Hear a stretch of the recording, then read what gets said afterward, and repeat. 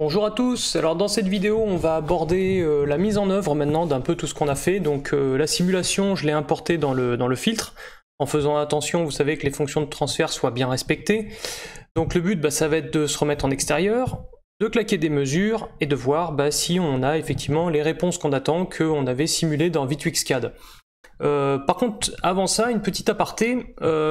Ici, je vais vous montrer que en fait, quand on mesure des enceintes aussi, on peut constater, comme on le voit ici, qu'il peut y avoir des nuances entre deux enceintes identiques parce que les composants sont pas exactement parfaits. Ce qui fait que vous voyez des petites nuances là quand même qui peuvent représenter parfois 1 dB ou plus. Et donc, si vous voulez peaufiner votre filtrage, ça peut être bien de faire deux filtrages différents pour vos enceintes. C'est-à-dire que entre le woofer ici et la compression entre chaque enceinte, on peut apporter un filtrage différent pour vraiment optimiser aux petits oignons vraiment les nuances qui apparaissent. Par contre, faites attention après à bien identifier les enceintes correspondantes à la sortie de vos filtres pour pas justement vous tromper, quoi. Donc pensez à bien identifier, à bien les reconnaître ensuite pour pouvoir les câbler correctement. Enceinte gauche, droite, peu importe, enceinte numéro 1 ou enceinte numéro 2, voilà, peu importe. Avec forcément les bonnes entrées, hein, le low, le high, le mid, enfin voilà, bien identifier vos signaux, d'où ils sortent, à qui ils doivent aller, à qui ils sont attribués. Donc voilà, ça c'était pour vous montrer que effectivement entre composants, même sur un même haut-parleur, on a le comportement global qui est pareil, effectivement, mais des fois on a des nuances de niveau. Là la mesure elle est réalisée dans les mêmes conditions, c'est-à-dire que j'étais sur un pied d'enceinte, donc le pied n'a pas bougé, j'ai juste enlevé l'enceinte, remis l'autre, et j'ai reclaqué des mesures derrière, et on voit qu'effectivement il y a des nuances, et ça moi je vais en tenir compte au filtrage, à la mise au point finale, je vais corriger ça. Je vais d'abord le faire sous simulation, parce que je vais voir que la simulation marche très bien finalement, donc je vais le faire d'abord à la simulation, corriger un petit peu les gains, et éventuellement les coef des différentes équales que j'ai fait. Le filtrage encore devrait pas beaucoup bouger, hein. Le filtrage devrait pas changer. Par contre les petites équales, on va peut-être apporter quelques petites corrections, voilà, pour essayer d'avoir exactement la même courbe, vraiment essayer d'être perfect. Même si, comme je vous le dis, c'est pas franchement hyper nécessaire, hein. Voilà, c'est un peu du chipotage, mais bon, je vais vous montrer les choses dans les meilleures possibilités que ce soit. Donc là, on voit quand même qu'on a quand même des nuances, hein. Et vous vous rappelez, j'apporte une correction vers 7 kg plutôt. Je me rappelle, j'apporte une correction vers 7 kg. Et vous voyez, on a des petites nuances d'un ou deux dB. Donc moi, je vais apporter les corrections qui vont être là pour compenser quand même ces écarts entre les composants qui sont quand même assez marqués, je trouve, des fois. Voilà, donc c'était juste la petite aparté par rapport à ça. Ensuite, on m'a posé la question à savoir, est-ce que dans Ryuk, qui possède une fonction d'équalisation, si on sélectionne le bon filtre, est-ce que aussi les égalisations peuvent servir pour faire justement l'égalisation après au niveau du filtre? Je vais vous montrer ça tout de suite. Donc j'ai repris Dame Compression là, comme ça. Je l'ai donc mise au niveau, voilà, de la fenêtre des équales, et ici j'ai cliqué sur la fenêtre équale qui ouvre cette fenêtre là, voilà. Donc là les filtrages sont pas activés, mais je vais les activer un par un pour vous montrer, parce que là on a la réponse brute. Et ensuite on sélectionne ici dans cette partie là le filtre qui nous correspond. Alors c'est là où Ryu va déjà me poser un gros problème pour moi, et certainement pour beaucoup. Il n'y a que 3 filtres qui proposent l'accès au crossover filter. Il n'y a que le générique, le Storm Audio et le DCX. Sur cette version que j'ai en tout cas, sur cette version, c'est la dernière version à jour. Et je n'ai pas accès. Si je vais sur MiniDSP, je ne vais pas y aller parce que ça va m'annuler des fonctions, et du coup je vais être obligé de tout recommencer, ça va me fatiguer, c'est assez fatigant qu'il supprime les équales et tout ça. Mais en gros, si vous le sélectionnez lui ou peu importe quel filtrage, la section crossover disparaît, vous ne l'avez pas. Vous n'avez pas accès à la section crossover, et c'est très gênant pour suivre une courbe cible, parce que, voilà. Donc la courbe cible se définit dans la deuxième fenêtre, vous voyez, vous dépliez les petits cadres ici, et la deuxième fenêtre vous donne le type cible. Donc là, il faut choisir pour avoir accès justement aux fonctions filtrage et tout ça, pas subwoofer, pas tout ça, mais bien speaker driver. Là, pareil, nous on choisit pour la compression, vous vous rappelez, c'était un LR4 à 1300 Hz, donc j'ai remis la même chose, pas de low pass, voilà, et le level target, qui est le niveau qu'on vise, est le même que dans le logiciel de simulation, hein. Je ne sais pas si vous vous rappelez, dans la simulation, avec l'optimiseur, on avait mis 57.5, donc on vise exactement la même chose, parce que comme ça, j'ai pas de gain appliqué sur la compression, tout va être compris, en fait, pour que la compression soit au niveau du grave, en fait, hein, pour que ça fasse une ligne droite. J'avais fait en sorte que directement, j'ai pas à mettre de gain au niveau de l'entrée ou de la sortie sur la compression. Directement, elle serait au niveau, avec toutes les équales, elle va être au niveau du woofer. Voilà, donc on va le mettre en caché. Hop là, on va retourner donc ici.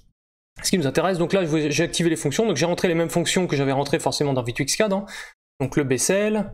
D'ailleurs, je remarque qu'il a bougé pour une raison Je ne sais pas, donc je vais le rentrer à la main. Voilà, il était ici à 1410. Normalement, les autres sont pas censés avoir changé. Je vais vérifier un petit peu, là, qu'il m'a pas fait de bêtises. Non, c'est bon, après le reste est bon. Voilà, le reste est bon. Donc vous voyez, j'ai mis plusieurs ici high selving, parce que vous allez voir, il y a des petits trucs qui sont rigolos à voir. Alors, il y a un selving dans la liste, par contre, ici, il y en a plusieurs, hein, vous voyez, il y en a plusieurs, mais il y en a un qui est avec justement la lettre Q qui définit qu'on peut définir le coefficient. Vous voyez, les autres, on peut pas définir de coefficient. Sur celui-là, on peut. Et je me suis dit, bah, je vais rentrer 1000, moins 4,4 et 0,5, parce que 0,5, j'avais vu que c'était à peu près la pente que je devais avoir. À peu près 0,5, c'est la pente que je dois avoir au niveau du coef. Donc j'ai mis ça. Ensuite, j'active toutes les égalisations de pic. Et là, voilà. Bah là, on retrouve la courbe à peu près de ce que je visais. Mais je me dis, ouais, mais non, c'est pas ce que je veux exactement comme résultat. Donc là, encore, il y a des nuances. Parce que là, voilà, si j'affiche la courbe ici, on voit bien. Ici, regardez, autour de 2 kg, là, il y a un regain d'énergie qu'il n'y a pas sous Vitwix. Donc clairement, bah, est-ce que le générique, ici, il est bon ou pas? Bah, je pense pas, hein, je pense qu'il y a des nuances. Donc je me dis, bon, je vais jouer sur les différents, parce que j'ai vu qu'il y avait différents high selving. Donc je dis, bah, je vais jouer sur les différents high selving, hein, je vais en mettre un autre. Celui-là est bien. Alors le 12, bah, c'est celui qui colle le mieux, hein. Je vais vous le montrer. Hop là, j'aurais dû commencer par le premier, mais bon. Lui, vous voyez, il y a encore trop d'énergie au niveau de 2 kg. Lui, pareil, il y en a un peu moins déjà, mais voilà, il y en a différents types, on ne sait pas comment il fonctionne exactement, hein. Ça je suis désolé, je ne pourrais pas vous l'expliquer malheureusement. On se rend compte que c'est celui-ci qui s'en rapproche le plus, mais c'est quand même pas optimal, on n'a quand même pas la valeur qu'on veut. On remarque qu'on est un peu plus fort en gain aussi, hein, par rapport finalement à Vitwix. Vous voyez, à la fin, on a un petit peu plus de gain, vous voyez, on a un petit peu plus de remontée dans les aigus, ce qui est pas très dommageable, hein, c'est pas énorme, enfin quoique, parce que c'est vrai qu'on est en 2 dB je crois sur Vitwix, là on est sur du 1 dB, bon grosso modo ça colle, mais c'est ici effectivement qu'il y a un problème. Là ici on voit qu'on est au-dessus de la courbe, et ici dans le bas on voit qu'on est au-dessus, alors qu'avant, vous vous rappelez, on collait plutôt très bien à la courbe. Donc bah, faut bidouiller encore une fois, faut s'amuser à chercher, voilà, à trouver la bonne valeur. Alors c'est pas ça, vous voyez, donc franchement c'est agaçant, je vais pas vous le montrer. À la rigueur vous chercherez la solution pour moi, ça sera peut-être arrangeant. Ah ouais, peut-être en baissant. C'est vrai qu'on avait descendu aussi sous le filtre du Tirac, on avait descendu la valeur. Voilà, apparemment faut descendre encore. Donc est-ce que ça suffit? Est-ce que le Bessel aussi est bien normalisé de la même manière que celui qui est exploité dans VitwixCAD avec le filtre que j'ai utilisé? Là pareil, c'est impossible de vraiment vous le dire, il faudrait vraiment faire pas à pas toutes les mesures, tous les trucs, vérifier tout. Franchement, j'ai pas trop pris le temps aujourd'hui de faire ça. Je me dis que ça peut être un bon travail pour vous si vous voulez vraiment creuser le truc, de vous dire, ah bah moi je veux utiliser Ryu, que ce soit compatible bien correctement avec Vitwix, donc je vais creuser l'affaire, et bah après vous viendrez l'expliquer sur le forum, comme ça on pourra partager les infos ensemble, ce sera beaucoup plus sympa, et vous ça vous aura permis vraiment de toucher, de venir creuser un peu avec moi. Donc voilà, j'ai fini de vous montrer cette fonction là, là je vais pas m'en servir, parce que moi je fais plutôt en temps réel, hein. Je mets ma courbe cible, je fais une mesure, j'applique un filtre, je regarde si ça colle pas, je refais une mesure avec un filtre différent, je regarde si ça colle à ma courbe cible, voilà, suite à suite, mais j'utilise pas ça, hein. Je le fais en temps réel sur le filtre, parce que bah, on claque des mesures, en fait je claque des mesures, là je m'amuse pas à faire ça, ou alors vaut mieux importer directement sous Vitwix, parce qu'on a un peu plus d'infos sous Vitwix, et puis il est plus souple, parce que vous voyez, là il n'y a que 3 filtres qui vous permettent de modifier les crossovers, dans Vitwix vous avez tous les choix, quoi, hein, sans aucun problème. Donc voilà, ça c'était la petite aparté qu'on m'avait demandé sur le forum, donc au moins vous aurez l'explication. Hop, alors on va fermer tout ce qui nous intéresse plus vraiment finalement, on va les enlever tout ça, hop hop hop hop hop, voilà, ça c'était les vérifications des entrées. Voilà, ensuite, voilà, là j'ai mesuré la réponse de la compression avec filtre et équal comprise, tout compris, pour voir comment ça répondait au système.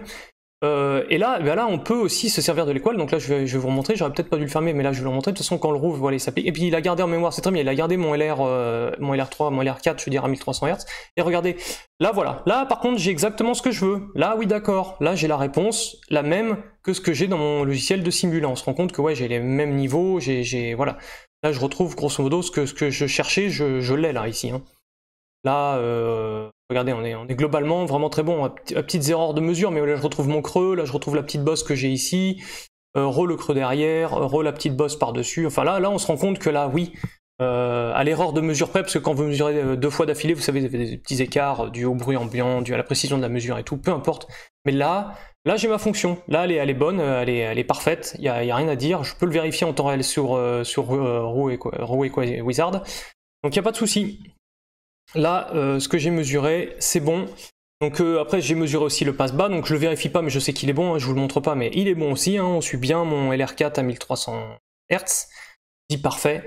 Je mesure ensuite l'enceinte globale, donc comme j'avais prévu, je vous avais dit, ça fera un trait droit. C'est ce que j'avais prévu à l'origine, hein, donc bah, vous remarquez par vous-même si j'ai un trait droit ou pas, hein, mais bon, moi je me trouve pas trop mal. Et ensuite, bah, j'ai mesuré l'inversion de polarité, ici, qui est bien aussi.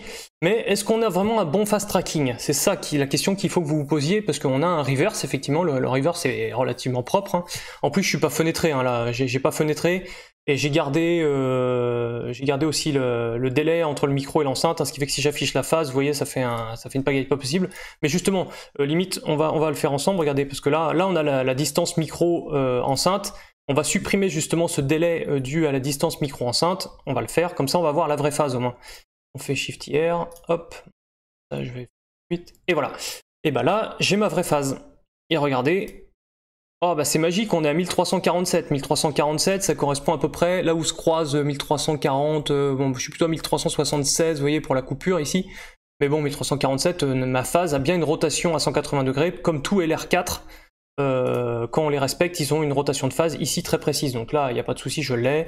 Si je le fais ici aussi, on va voir que là, bah forcément je ne vais pas avoir la même inversion de phase, hein, parce que là je suis en opposition de phase pour la compression, mais je vais avoir la courbe qui m'intéresse, et on va voir que voilà, c'est bien pareil au même endroit, là où ça, on va dire on a la plus faible atténuation, on a la commutation, effectivement, le reverse. Donc voilà, donc là mes courbes sont nickel, et donc comme je vous dis, est-ce qu'on a vraiment le bon fast tracking? Parce que logiquement, avec les courbes cibles en Leak and Rayleigh, que ce soit l'ordre 2, 4, même 6 ou 8, il me semble de toute façon que tous, le low pass et le high pass ont les mêmes réponses en phase, ce qui fait que elles se superposent, alors que d'autres filtres ont des réponses en phase qui se correspondent pas. Elles vont être différentes, alors que sur le Link and Rayleigh, au moins on est sûr qu'on est en phase, que ce soit un low pass ou un high pass, quand on va les assembler ensemble, les réponses de phase sont les mêmes. Ça, c'est un gros avantage du Link and Rayleigh quand même pour faire de la mise au point, pour avoir des bonnes courbes de phase qui ont un bon fast tracking. Le Link and Rayleigh, il est très bon pour ça. C'est pour ça qu'il est majoritairement utilisé un peu partout, parce que c'est un très bon filtre assez simple à mettre en œuvre.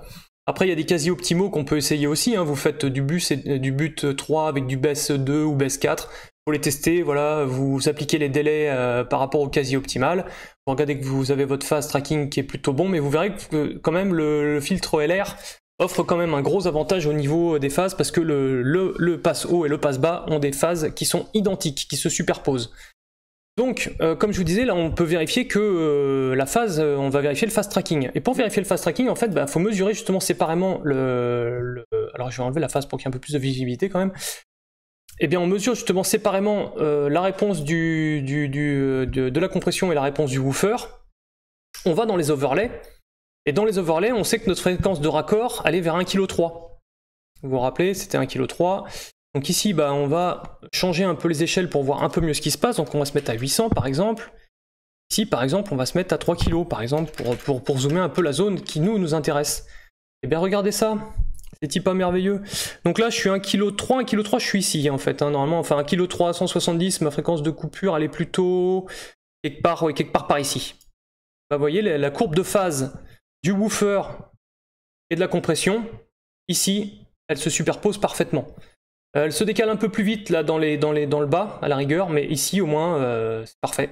J'ai un raccord qui est parfait à 1376, là où les deux haut-parleurs se croisent. C'est juste parfait, quoi. Enfin, il n'y a aucun problème. Hein.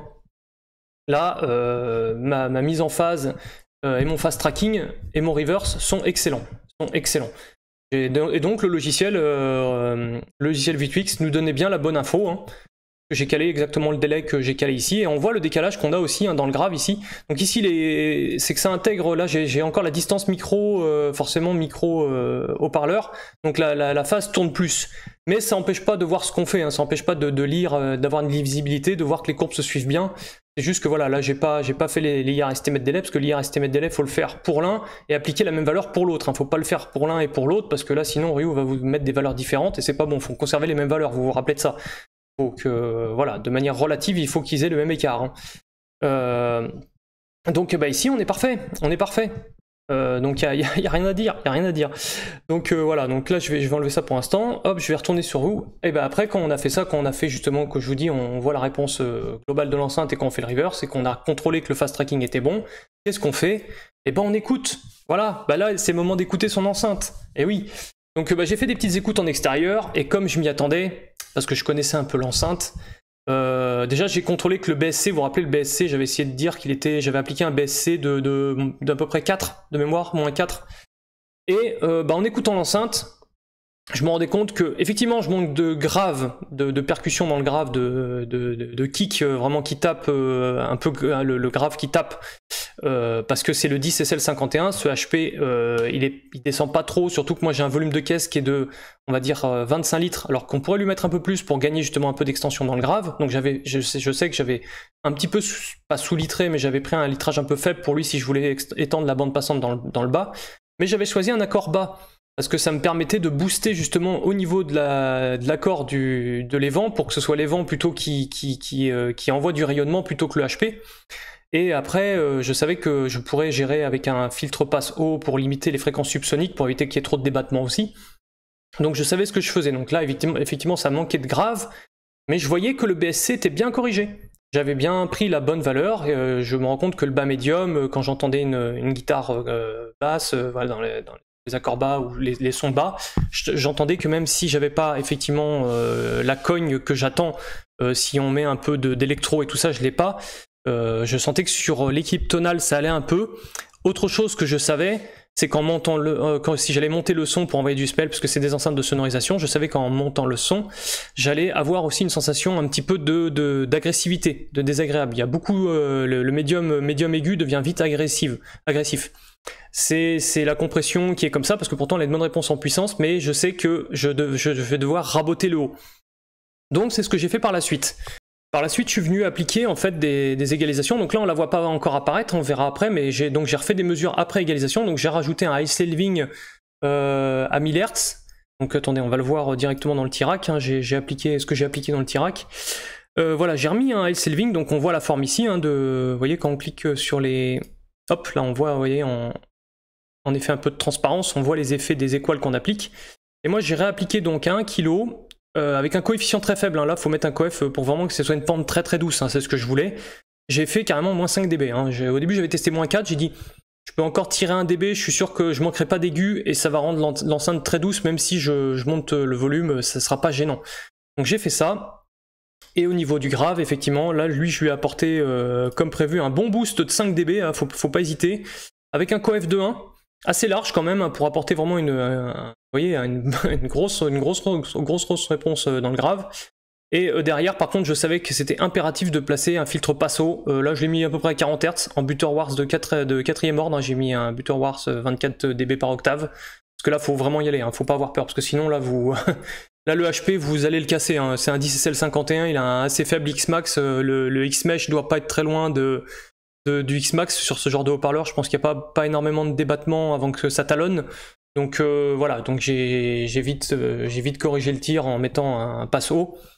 Et donc pareil, j'ai mesuré ensuite le woofer. Donc là on voit que en plus on voit que ça déborde parce que hop, il y a plus de gain ici, hein, forcément ça vient gonfler la courbe. Et là par contre, comme vous savez, j'ai fait des modifs dans le filtrage. Et quand on fait des modifs dans le filtrage, la phase elle bouge. Comme j'ai mesuré séparément la compression et le woofer, je suis allé retourner voir effectivement mes courbes de phase, parce que je me suis dit, ah, est-ce que j'ai toujours mon bon fast tracking après ce que j'ai fait? À mon avis, ça bouge. Donc effectivement, quand on mesure, hop, la compression et le woofer, et ben là, à 1376, on voit qu'on a commencé à se décaler un petit peu, vous voyez? Il y a un décalage qui est logique, et c'est surtout la compression en fait, parce que la compression dans la bande passante, parce qu'encore dans le très grave, la correction de boost dans le grave, elle influence pas trop la phase dans les fréquences de raccord à 1 kg, hein, on s'en doute bien. Mais par contre, la compression où je suis venu appliquer carrément un high saving sur toute la bande passante et tout ça à partir de 1 kg, clairement, c'est elle qui vient faire tourner ici la phase un peu plus. Bon, on n'a pas une phase qui est moche, hein, ça resterait toujours exploitable, hein, honnêtement, on pourrait mettre ça, ça marcherait très bien. Hein. Mais bon, je suis perfectionniste, donc vous vous doutez bien, je suis retourné dans le soft et finalement, de toute façon mon soft ne me laissait pas trop le choix au niveau du délai. Vous vous rappelez, j'avais 272 et le palier suivant c'était 295. pour retarder le woofer, parce que je me suis dit, bah ouais, comme j'applique un filtre supplémentaire sur la compression, ça risque de donner de l'avance un peu au woofer, donc il va falloir que je le retarde encore à nouveau. Donc j'ai augmenté la valeur, tout simplement. Hein. Et effectivement, quand on remesure après le woofer, donc le signal bleu, hop, donc là, hop, lui, boum, et bah là, cette fois-ci à 1376, là on colle mieux, et vous voyez, je pourrais pas avoir mieux en fait, parce que si je refais un coup de cran sur le filtre, il va dépasser la valeur. Donc je vais rester ici, je suis très bien, vous voyez, j'ai un très bon fast tracking. J'ai un reverse qui sera un petit peu moins fort que l'autre, mais c'est vraiment pas dérangeant, honnêtement c'est pas dérangeant. Hein. Là on a quelque chose de très bon, hein. Là on ne peut pas faire mieux de toute façon, là je pourrais pas faire mieux, et je sais que ce sera excellent, Donc après, bah, j'ai retapé des petites mesures. Donc là, vous allez voir la différence. Là on va la voir, la chute de 5 dB. Hein. Là, on la voit bien. Je suis à 77, je finis à ouais, quasiment 69. Hein. Là, vous savez, j'ai un petit boost là qui est pas réellement présent. Là, vous savez, cette bosse là, normalement, si je fais un peu de fenêtrage, elle disparaît. Mais grosso modo, voilà, j'étais à 75, quelque chose, 5, un truc comme ça, je sais plus. Ah bon, là on voit mes 5 dB. Voilà, donc là j'ai la décroissance que je voulais en plus. Hein, vous voyez, avec le high selving à 1 kg. J'ai fait un peu au hasard, mais en sachant ce que j'allais faire. Hein, parce que je veux pas taper dans le bas médium. Le bas médium, c'est vraiment là où il y a des notes qui sont très importantes, je trouve. Et j'ai cassé l'agressivité ici. Hop. Et après, bah, j'ai testé le reverse. Donc forcément, le reverse aussi, il est forcément bon parce que j'ai un bon fast tracking. Donc forcément, je vais avoir un bon reverse. Voilà. Et après, bah, j'ai écouté l'enceinte et c'était juste magique. C'était génial. Voilà. Rien à redire. Donc voilà, je vous ai tout montré. Normalement, maintenant, vous êtes capable de mettre tout seul, quasiment, je pense, une enceinte au point. J'étais ravi de partager ça avec vous. J'espère qu'on pourra faire d'autres vidéos si besoin. Hein. Si on sait jamais, on peut découvrir des choses à expliquer, des nouvelles choses. Peut-être au niveau du traitement de la salle, mais alors moi je suis pas calé du tout au niveau mesure en salle, hein. Là je le dis, là je suis plutôt une quiche, c'est moins mon domaine, je m'y suis moins intéressé, je connais les tenants et aboutissants un petit peu, mais je suis pas capable de faire des tutos là-dessus, je vais dire plein de bêtises, donc c'est même pas la peine d'essayer, mais bah, on sait jamais, si après je prends un peu de grade là-dessus et que je suis un peu plus assuré, peut-être qu'effectivement on pourra faire des vidéos, ou accompagner de quelqu'un pour expliquer s'il veut bien aussi faire des vidéos, voilà. Bon bah je vous remercie beaucoup, en tout cas c'était très cool, et puis bah je vous dis à la prochaine et à bientôt sur le forum.